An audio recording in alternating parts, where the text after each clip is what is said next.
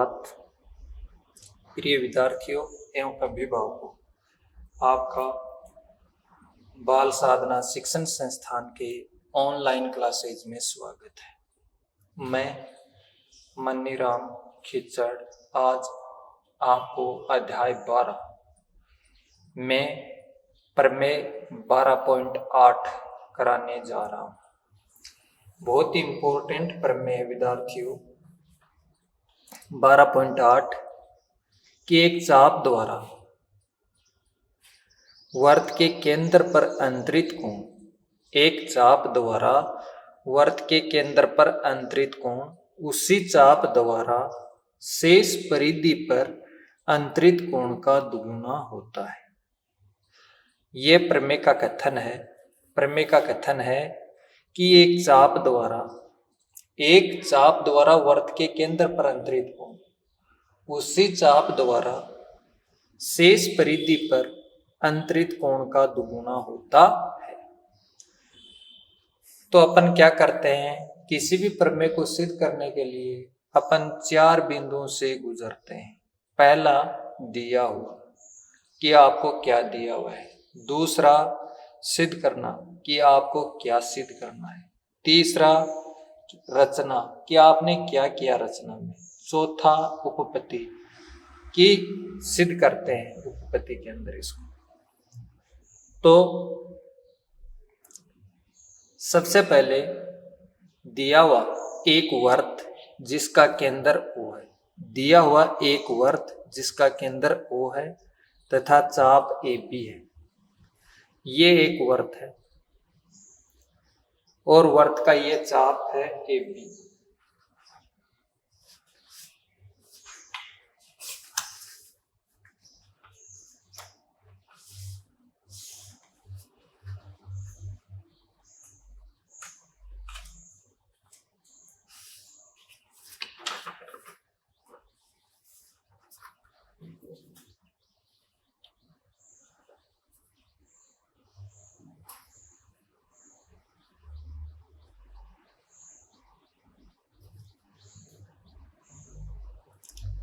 एक चाप वर्त का केंद्र O है। ये वर्त बनाया जिसका केंद्र क्या है O, और ये AB चाप है। वर्त की परिधि पर स्थित 2 बिंदुओं के बीच की दूरी क्या कहलाती है, चाप कहलाती है। चाप AB द्वारा केंद्र पर अंतरित कोण ACB, चाप AB द्वारा केंद्र पर अंतरित कोण ACB व शेष परिधि पर अंतरित कोण है ACB। चाप AB द्वारा वर्त के केंद्र पर अंतरित कोण है AOB व शेष परिधि पर अंतरित कोण है ACB। हम अब आपको सिद्ध करना है कि ये केंद्र का कोण है और ये परिधि का कोण है। इसमें संबंध होता है कि इसका ये दुगुना होता है, दुगुने के बराबर होता है।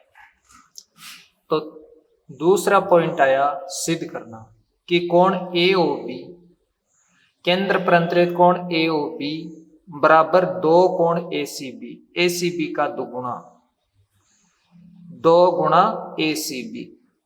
रचना, वर्त के केंद्र O को C से मिलाते हुए आगे बिंदु P तक बढ़ाया तथा चित्रानुसार कोणों का नामांकन किया। वर्त के केंद्र O को C से मिलाते हुए आगे बिंदु P तक बढ़ाया तथा चित्रानुसार कोणों का नामांकन किया। चित्रानुसार कोणों का नामांकन किया। ये नंबर दे दिया 1, 2, 3, 4, 5, 6। एक कोण है इसको 2 नंबर, C कोण है इसका 3, C इधर वाला है इसको 3 दे दिया, B कोण को 4 दे दिया, O कोण को 5 और 6 दे दिया। अब इसके बाद में है चौथा पॉइंट उपपत्ति कि त्रिभुज AOC में, त्रिभुज AOC ये त्रिभुज है।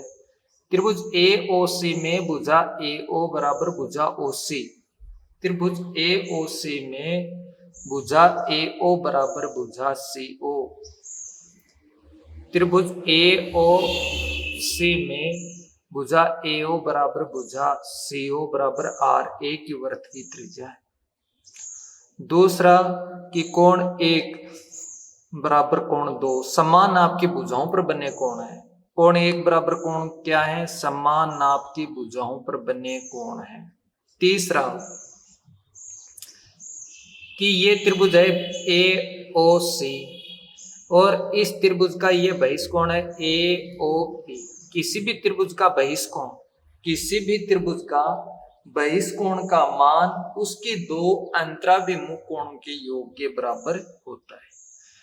किसी भी त्रिभुज के बहिष्कोण का मान AOP, ये बहिष्कोण है 5, इसका मान त्रिभुज के दो अंतराभिमुख कोणों के योग के बराबर होता है।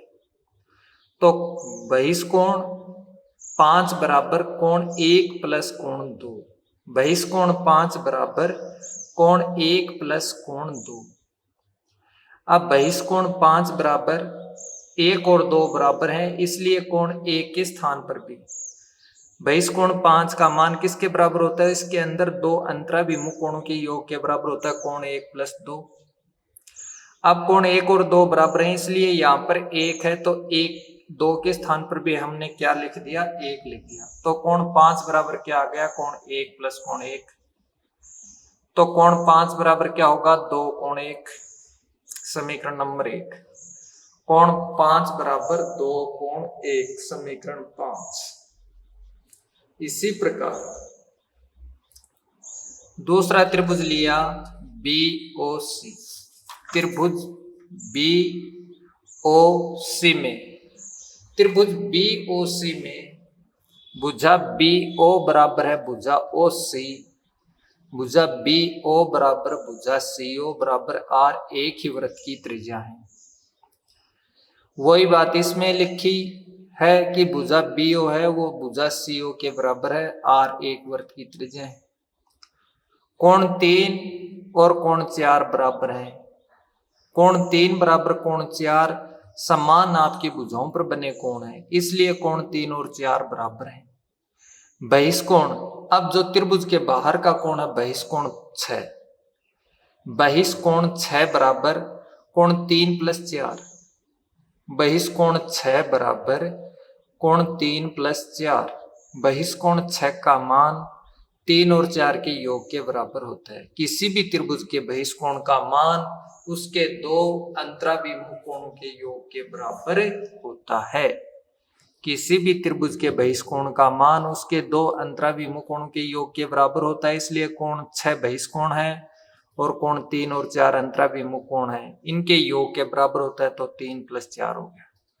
बहिष्कोण 6 बराबर कोण 3 प्लस कोण 3, 3 और 4 बराबर है, इसलिए 3 4 की जगह भी मैंने कितना लिख दिया? 3, क्योंकि ये शीर्ष का कोण है इसलिए। कोण 6 बराबर आया 2 कोण 3, कोण 6 बराबर कितना आ गया? 2 कोण 3। समीकरण नंबर आया 2। समीकरण 1 और 2 को जोड़ने पर, समीकरण 1 व 2 को क्या करते हैं? जोड़ते हैं। समीकरण 1 और 2 को जोड़ने पर तो समीकरण 1 का मान है कोण 5, समीकरण 2 का मान है कोण 6। तो समीकरण 5 1 में कोण 5, 2 में 6, तो कोण 5 प्लस कोण 6, कोण 5 प्लस कोण 6 बराबर 2 कोण 1 प्लस 2 कोण 3 जोड़ दिया। कोण 5 प्लस कोण 6 बराबर, इसमें 2 कॉमन ले लिया तो 2 कॉमन लेने पर आया अंदर कोण 1 प्लस कोण 3। अब कोण 5 और 6 चित्र में देखते हैं तो यह है कोण AOB। 5 और 6 वाला कोण कौन सा कोण है? केंद्र का कोण है, और केंद्र पर कौन सा कोण बना है? कोण AOB, कोण AOB।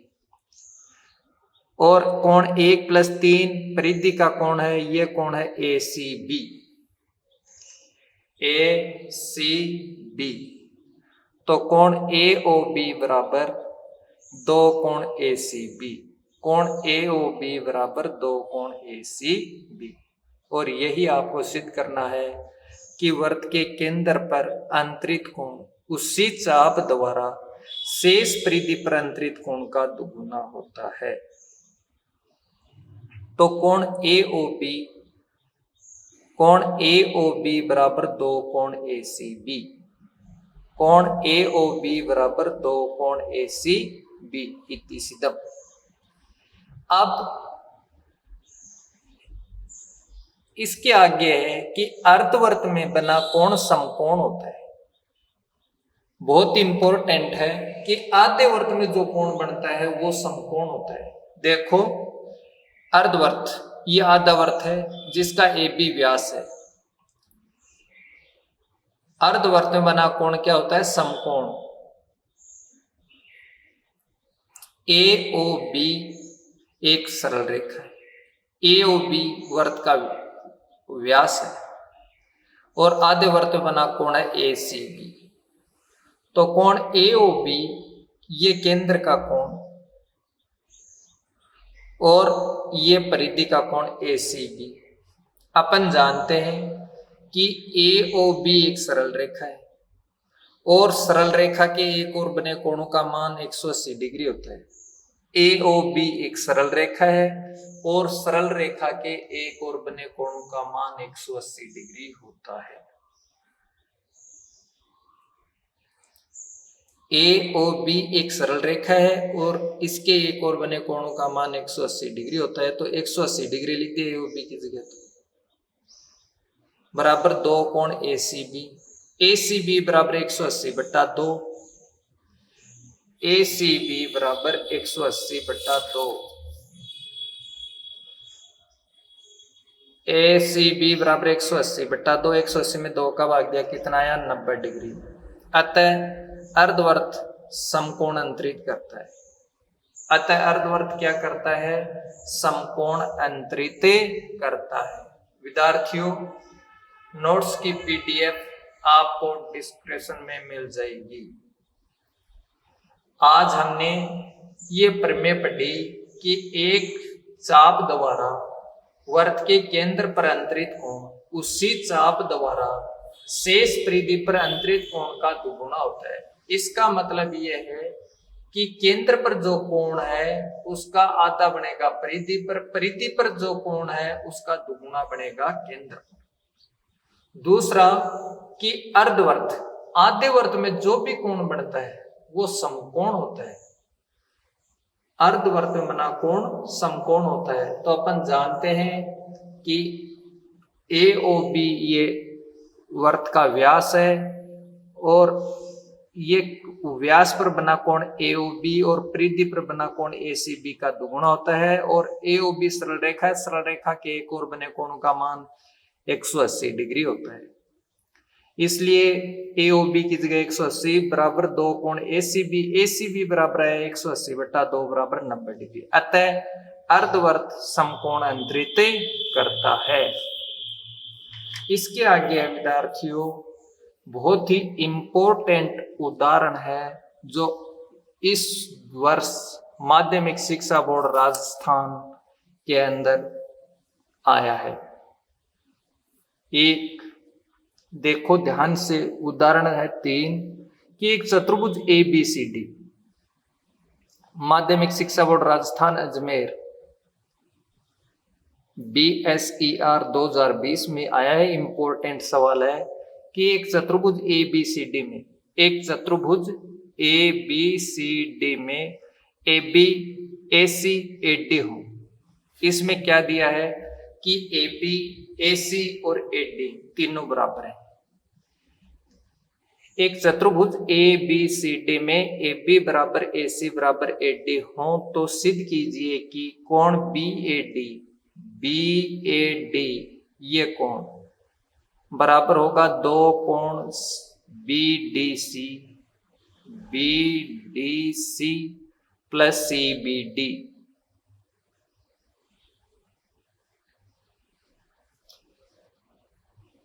तो सबसे पहले अपन क्या करते हैं कि दिया हुआ क्या है आपको कि ए बी बराबर ए सी बराबर ए डी, ए बी ए सी और ए डी अर्थात बिंदु बी सी और डी ए से समान दूरी पर हैं। ए से ए बी ए सी और ए डी तीनों में ए देखो कॉमन है, तो बिंदु बी सी और डी, बी सी और डी बिंदु ए से समान दूरी पर है। तो ये बिंदु ए है, ये बी सी और डी से समान दूरी पर रहता है। वर्त का केंद्र ए है। वर्त का केंद्र क्या हो गया? ए। और ये बिंदु परिधि पर है बी सी और डी, और केंद्र से ये क्या है? समान दूरी पर है। अतः वर्त का केंद्र ए। सिद्ध करना है कि कोण सी बी, सिद्ध करना है कोण बी ए डी, कोण बी ए डी बराबर दो कोण बी डी सी, दो कोष्टक कोण B D C plus C B D, ये सिद्ध करना। रचना प्रश्न अनुसार चित्र बनाया। चौथा पॉइंट आया उपपत्ति। चौथा पॉइंट क्या है? उपपत्ति। उपपत्ति में क्या करते हैं कि चाप बीसी द्वारा, ये चाप है बीसी, चाप बीसी द्वारा वर्त के केंद्र पर अंतरित कोण बीएसी, वह चाप बीसी द्वारा वर्त के केंद्र पर अंतरित कोण बीएसी व शेष परिधि पर अंतरित कोण बीडीसी, शेष परिधि पर अंतरित कोण बीडीसी है।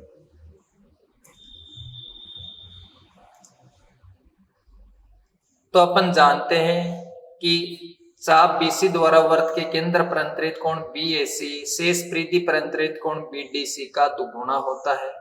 तो लिख दिया कोण बीएसी बराबर दो कोण बीडीसी, समीकरण नंबर 1। चाप बीसी द्वारा केंद्र पर अंतरित कोण, ये चाप बीसी है, इसके द्वारा केंद्र पर अंतरित कोण तो हो गया बीएसी, और परिधि पर अंतरित कोण हो गया बीडीसी का दुगुना होता है। तो बीएसी बराबर दो कोण बीडीसी, समीकरण नंबर 1। इसी प्रकार से चाप सीडी द्वारा, ये चाप सीडी है, चाप सीडी द्वारा वर्त के केंद्र पर अंतरित कोण सीएडी व शेष परिधि पर अंतरित कोण सीबीडी का दुगुना होता है। चाप सीडी द्वारा वर्त के केंद्र पर अंतरित कोण सीएडी, चाप सीडी द्वारा वर्त के केंद्र पर अंतरित कोण सीएडी और शेष परिधि पर अंतरित कोण सीबीडी का दुगुना होता है। तो सीएडी बराबर दो कोण सीबीडी, सीएडी बराबर दो कोण सीबीडी, समीकरण नंबर 2। समीकरण 1 व 2 को जोड़ने पर, समीकरण 1 व समीकरण 2 को जोड़ने पर या योग करने पर, तो कोण बीएसी प्लस कोण सीएडी, बीएसी प्लस सीएडी बराबर दो कोण बीडीसी प्लस दो कोण CBD, BAC plus CAD, BAC CAD बराबर हो गया बीएडी। तो इसलिए इसकी स्थान पर हमने लिख दिया बीएडी बराबर दो कोण, दो कॉमन लिया, कोण बीडीसी प्लस कोण सीबीडी। और यही आपको सिद्ध करना था विद्यार्थियों कि दो कोण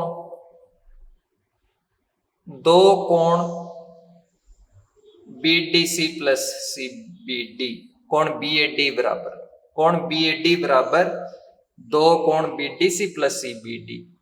बहुत ही सरल था और इंपॉर्टेंट था। इसके आगे है प्रश्नावली 12.3। 12.3 के अंदर है विद्यार्थियों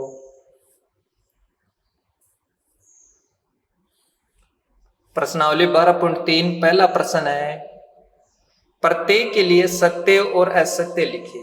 प्रत्येक के लिए सत्य और असत्य लिखिए और अपने उत्तर का कारण भी लिखिए। अपने उत्तर का कारण भी लिखिए, सत्य और असत्य और अपने उत्तर का कारण भी लिखिए। किसी जीवा द्वारा वर्त पर स्थित किन्हीं दो बिंदुओं पर अंतरित कोण बराबर होते हैं। किसी जीवा द्वारा वर्त पर स्थित, ये वर्त है, ए ओ बी व्यास है, सी डी ई वर्त की परिधि पर स्थित बिंदु है। किसी जीवा द्वारा वर्त पर स्थित किन्हीं दो बिंदुओं पर अंतरित कोण बराबर होते हैं। तो हाँ, ये कथन बिल्कुल असत्य है। क्यों? क्योंकि किसी जीवा द्वारा वर्त पर स्थित किन्हीं दो बिंदुओं पर अंतरित कोण तभी बराबर होते हैं जब दोनों बिंदु एक ही वर्तखंड पर स्थित हों। एक ही वर्तखंड में स्थित होते हैं तब दोनों कोण बराबर होते हैं, वरना नहीं होते। तो यह कथन असत्य है। यह कथन क्या है? असत्य। क्योंकि किसी जीवा द्वारा वर्त पर स्थित किन्हीं दो बिंदुओं पर अंतरित कोण तभी बराबर होते हैं। किन्हीं दो बिंदुओं पर अंतरित कोण तभी बराबर होते हैं जब दोनों बिंदु एक ही वर्तखंड में स्थित हो। दूसरा है आकृति 12.48 में AB एक वर्त का व्यास है। 12.8 में AB वर्त का व्यास है और C वर्त पर कोई बिंदु है, तब AC का स्क्वायर प्लस CB का square, AC square plus BC square बराबर AB का स्क्वायर। तो यह कथन सत्य है क्योंकि कोण C समकोण है। अर्धवर्त में बना कोण समकोण होता है और समकोण होता है तो समकोण में पाइथागोरस प्रमेय क्या होती है? कर्ण का स्क्वायर बराबर आधार का स्क्वायर प्लस लंब का स्क्वायर। कर्ण स्क्वायर बराबर आधार स्क्वायर, तो AC का स्क्वायर प्लस BC का स्क्वायर बराबर AB स्क्वायर। यह कथन सत्य है क्योंकि कोण C समकोण है। AC square plus BC square बराबर AC स्क्वायर। इसके आगे है आकृति में प्रश्न नंबर 2, कोण ABC 45 डिग्री है। कोण ABC 45 डिग्री है तो सिद्ध कीजिए OA लंब है OC। OA लंब है OC।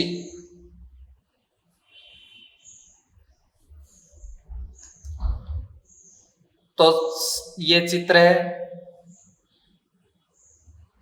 आकृति AOC,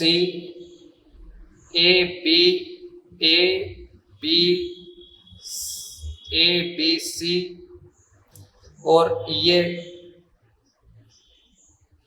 आकृति में कोण ABC दे रखा है 45 डिग्री। सिद्ध करना OA लंबा OC, तो कोण ABC 45 डिग्री है। अपन जानते हैं चाप AC द्वारा, ये चाप है AC, चाप AC द्वारा केंद्र पर अंतरित कोण AOC व शेष परिधि पर अंतरित कोण ABC का दुगुना होता है। कोण AOC चाप AC द्वारा वर्त के केंद्र पर अंतरित कोण AOC शेष परिधि पर अंतरित कोण ABC का दुगुना होता है। तो कोण AOC बराबर 2 कोण ABC, AOC बराबर 2 कोण ABC का मान आपको दिया 45 डिग्री, तो यहां पर लिख दिया 45। तो AOC बराबर आया 90। AOC बराबर कितना आया? 45 दूनी 90 और 90 डिग्री आया। तो इसका मतलब क्या है कि OA किस पर लंब है? OC पर। अतः OA लंब है OC। इति सिद्धम। उम्मीद है कि आपको ये वीडियो पसंद आया होगा। अगर किसी विद्यार्थी की कोई समस्या है तो वह कमेंट बॉक्स में कमेंट करे। घर पर रहें, सुरक्षित रहें। जय हिंद, जय भारत, धन्यवाद।